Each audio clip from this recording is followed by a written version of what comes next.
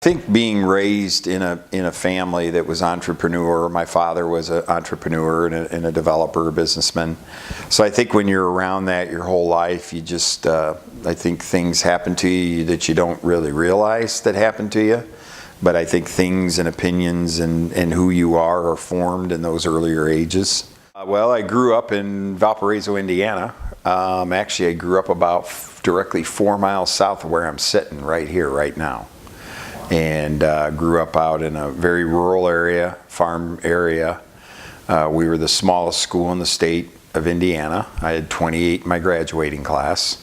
College that I went to, which was Ohio State University, and had a mentor there that worked for the state, and he recommended that I get out of restaurants and get into hotels. I started in the laundry room and worked my way up to GM and to where I am today.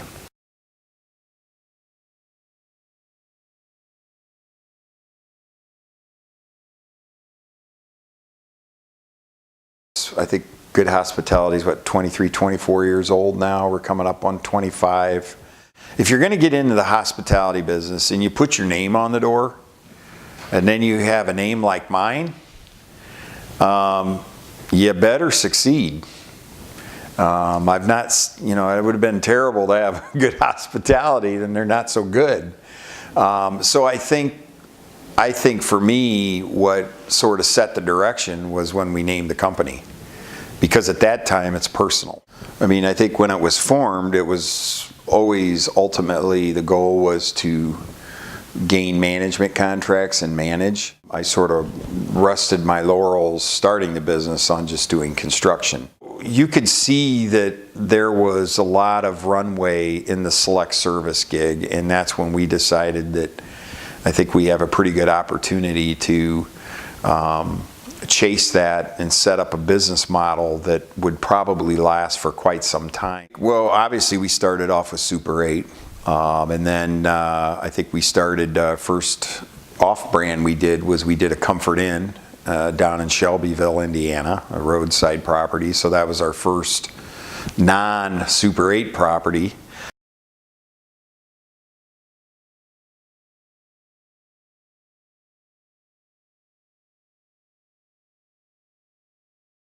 The biggest brand piece and who we like to work with in relationship to brands are Marriott and Hilton.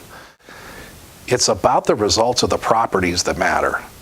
And when you're developing those relationships with the brands, you want to make sure that you're a leader within the brand.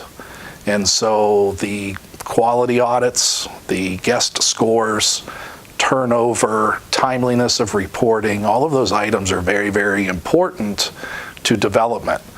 How we made our money was we built buildings, and out of that came starting to do hotel projects and started taking a piece of them and started putting partnerships together, and with that then we were able to sort of offer a full service to the group, management, development, construction, and that's sort of what led the way for us from that point forward.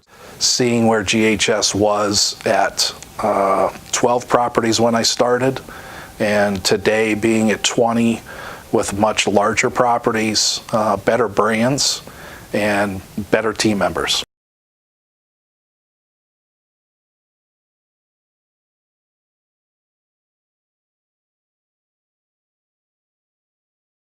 So what Good Hospitality means to me is a family organization. We're one team moving in the right direction. We are compassionate in what we do, and we don't always put profit in front of doing the right thing for our associates and our team members. Without a strong team, you can't be successful in this organization or any organization. The work initially in developing the mission statement and creating the core values, and then trying to make sure that each of those things are executed day to day. Brian, when he came on board, I think that was really a lot of the heavy lifting that he started back then. Before Brian got here, we were sort of a hotel company that had a construction department and an operations department. There was a culture piece that was out there but wasn't really being pushed, and my goal was to create that culture emphasize the culture and continue to move with the culture, and yet still keep a small company feel with a large company presence. I'm big on calling GHS the home office, not corporate. Corporate has a connotation of big brother out there ready to put the hammer down. And while we have to have accountability, which is another core value, we need to make sure that we do it in a professional, polite, and respectful manner. And I think a lot of people have probably heard me talk about PPR.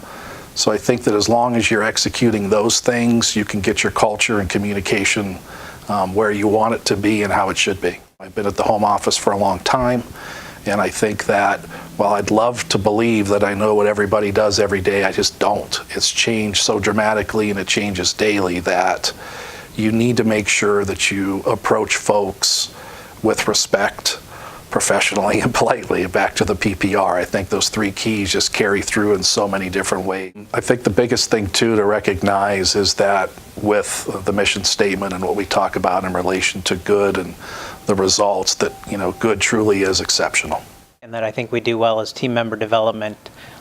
We've been able to take team members from just a job to a career, from front desk associates to housekeepers to executive housekeepers, all the way up to general manager. And that's something we're very proud of in our organization.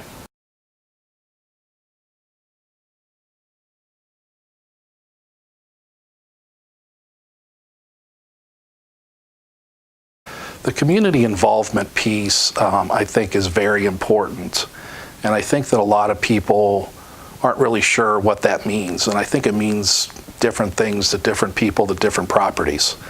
And at the end of the day, it's just about giving back. It's giving back to those that may be less fortunate, that may be in need. And it's important to recognize that we are privileged to be where we are, and that it's not a right. You have to earn it. And there are folks out there that can use our help. And we need to be able to make sure that we're providing that and being good community leaders and being involved in the community. Community is a powerful thing, from Toys for Tots to Habitat for Humanity to reading to children to volunteering at retirement communities. We as an organization believe this is important. We don't just talk the talk, we walk the walk with this. It's the cornerstone of who we are and how we operate as an organization. Being able to touch people's lives and get that feedback that in some form or fashion we've touched them is what the passion is about, and that's what keeps you going.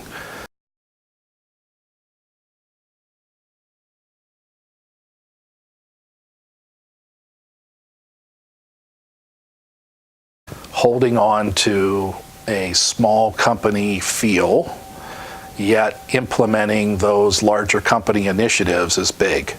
I think that the focus on that is about keeping it simple.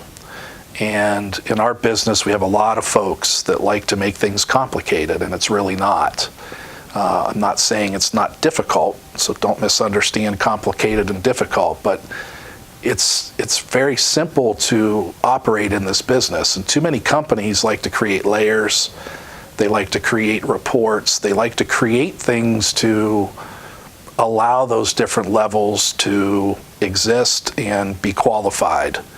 And what we need to do is continue to keep our organization small but mighty. I think we're all here for the profitability and the longevity, and you'll have that longevity if you can remain profitable.